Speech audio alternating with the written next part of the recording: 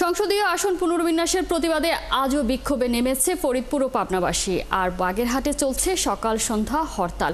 সকালে ফরিদপুরের ভাঙ্গা ও আশপাশের এলাকায় 8টি পয়েন্টে মহাসড়ক অবরোধের চেষ্টা করে বিক্ষোভকারীরা। এ সময় তাদের সরিয়ে দেয় প্রশাসন। এতে তারা সড়কের পাশে অবস্থান নিয়ে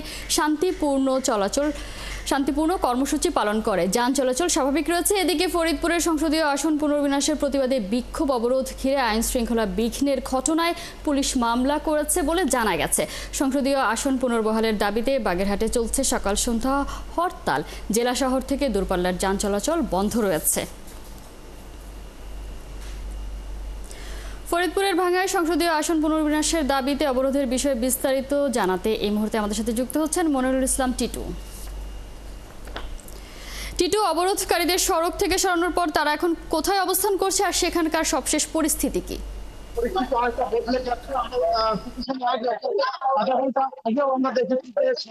অবরোধকারীদের সরিয়ে দিয়েছিল প্রশাসন। আমি যে তারা কিন্তু আবার নতুন করে সংগঠিত হয়ে সড়ক অবরোধ শুরু করেছে। এই মুহূর্তে আমাদের ভাঙ্গা উপজেলা সদরে ভাঙ্গা পাকিস্তান এলাকাতে আমরা দেখছি যে তারা বিদ্যুতের খুঁটি দিয়ে এই মাত্র তারা অবরোধ করেছে।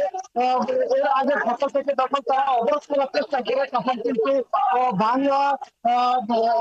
কিন্তু প্রশাসনের লোকজন তাদেরকে সরিয়ে দেয়। এই সড়ক থেকে সরিয়ে দিলে তারা রাস্তার কাছে কিন্তু অনেকটা অবস্থান নিয়ে তারা কিন্তু আমরা এই মুহূর্তে দেখেছি যে 3 থেকে 4 মিনিটের মধ্যে এই বিভিন্ন জায়গা থেকে তারা কিন্তু সংগঠিত হয়ে এসে আবার মহাসড়ক অবরোধ করে রেখেছে। আমরা দেখছি যে কিন্তু প্রশাসনের লোক তারা যদি বলছে ভাঙা জেলার যে দুটি ইউনিয়ন আলদি এবং হামিদজি, এই আলদি এবং হামিদজি ইউনিয়ন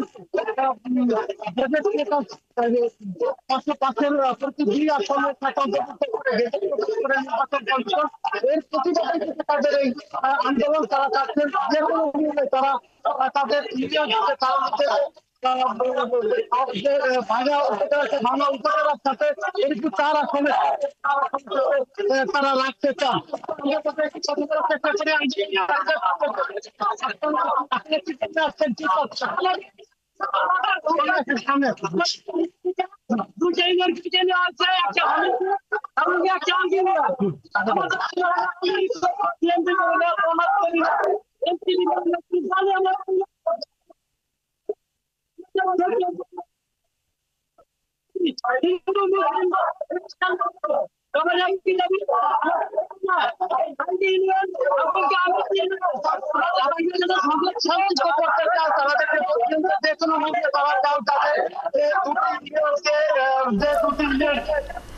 দর্শক, আমরা ফরিদপুরের ভাঙ্গায় সংসদীয় আসন পুনর্বিন্যাসের যে অবরোধ চলছে সে খবর জানাচ্ছিলেন আমাদেরকে মনিরুল ইসলাম টিটু।